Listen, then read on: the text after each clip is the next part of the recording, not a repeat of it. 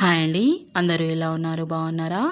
ఇక్కడైతే నేను ఈరోజు క్యాబేజీతో పిల్లలకు చాలా చాలా నచ్చే విధంగా చక్కటి పకోడీలు అయితే చేస్తున్నానండి. చూసారు కదా, ముందుగా క్యాబేజీని అయితే ఇలా సన్నగా తరిగి పెట్టుకోవాలి. నేనైతే ఇక్కడ శనగపిండిని చక్కగా జల్లెడ పట్టుకొని ఒక బౌల్లో అయితే వేసుకున్నానండి. ఇప్పుడు మనము సన్నగా తరుక్కున్నటువంటి క్యాబేజీని చక్కగా కడుక్కొని నీళ్ళన్నీ వంపేసుకొని మనము తీసుకున్నటువంటి పిండిలో క్యాబేజీని అయితే మొత్తం వేసేయాలండి. నేను ఇందులో మొత్తము క్యాబేజీని వేసేస్తున్నాను. మనము ఇందులో నీళ్ళు అనేవి యాడ్ చేయకూడదండి, ఎందుకంటే క్యాబేజీ అనేది వాటర్ని వదిలేస్తుంది. కాబట్టి మనము ఈ క్యాబేజీతోనే మనం ఈ పిండిని అనేది కలుపుకోవాలి. క్యాబేజీని మొత్తం ఇలా వేసుకున్న తర్వాత దీనిపై నుండి మనము సాల్ట్ వేసుకోవాలండి. సాల్ట్ వేస్తాం కదా, అప్పుడు క్యాబేజీ నుంచి వాటర్ అనేవి రిలీజ్ అవుతాయి.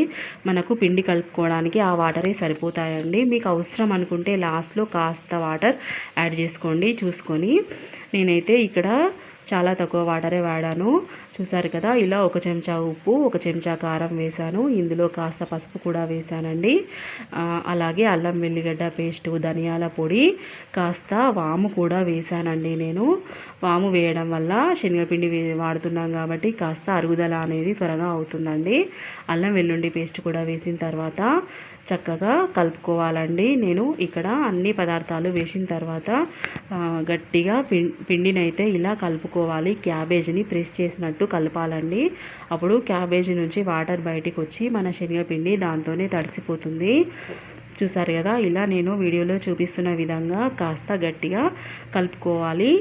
మనము లేతగా ఉన్నటువంటి క్యాబేజీని తీసుకున్నట్టయితే త్వరగా వాటర్ వస్తాయండి.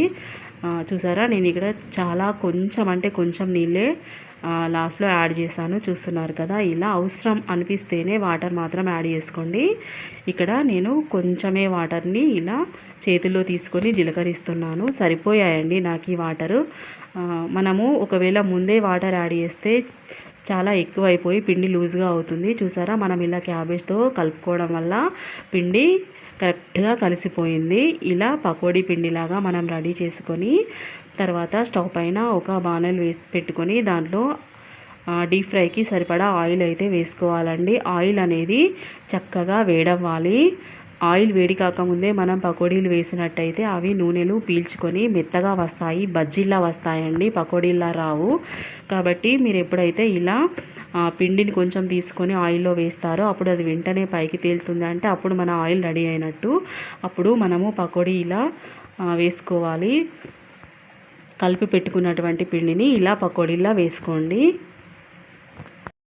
నేనైతే ఫస్ట్ కాస్త పిండిని అయితే అలా వేసేసానండి, ఎందుకంటే ఫస్ట్ వాయి కాబట్టి ఎక్కువగా వేయలేదు.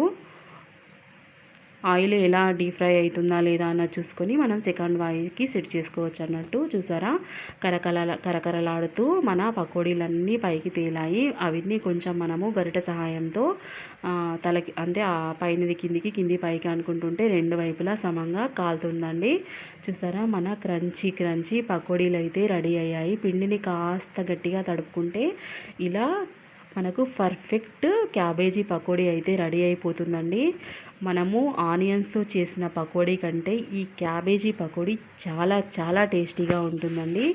ఈసారి మీరు ఎప్పుడైనా క్యాబేజీ తెచ్చుకుంటే ఖచ్చితంగా ఒక్కసారి ఇలా ట్రై చేసి చూడండి. మా పిల్లలు క్యాబేజీ ఎక్కువగా ఇష్టపడరండి. నేను ఇక్కడ పకోడీ వేస్తున్నప్పుడు కూడా మా మమ్మీ క్యాబేజీతో ఎందుకు చేస్తున్నావు అని అంటున్నాడు. కానీ ఎప్పుడైతే నేను పకోడీ చేయడం అయిపోయిందో ఆ స్మెల్ చూసి నిజంగా రెస్టారెంట్లో 65 చేస్తే ఎలా స్మెల్ వస్తుందో అలాంటి స్మెల్ అయితే వస్తుందండి. టేస్ట్ కూడా సూపర్ అంటే సూపర్ వచ్చింది. చేయంగానే మా మన అంటున్నాడు, మమ్మీ స్మెల్ అయితే సూపర్ వస్తుంది, కొన్ని చేసేసి మాకైతే ఇచ్చేసే ముందు అంటున్నాడు. అంతే అండి, మనం ఏదైనా సరే కరెక్ట్గా వేయాల్సిన పదార్థాలన్నీ వేసి వాటిని కరెక్ట్గా గోలించి కరెక్ట్గా కాలేలా మంచిగా గోలేలా చూసుకుంటే ఏవైనా కూడా టేస్టీగా ఉంటాయండి.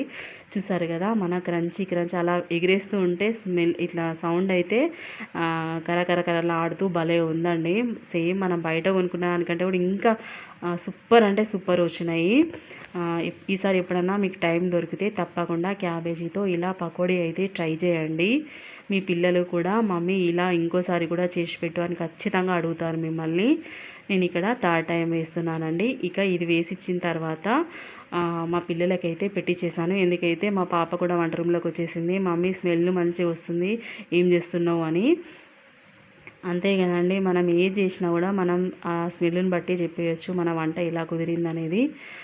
మీ పిల్లలు కూడా ఇలాగే మీరు వంట చేసేటప్పుడు వస్తారా వంట రూమ్లోకి, ఏం చేస్తున్నావు మమ్మీ అని నాతో కామెంట్ బాక్స్లో షేర్ చేయండి.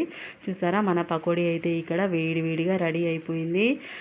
క్యాబేజీ పకోడీ మీరు ఎప్పుడైనా ట్రై చేశారా? నాతో కామెంట్ బాక్స్లో షేర్ చేయండి.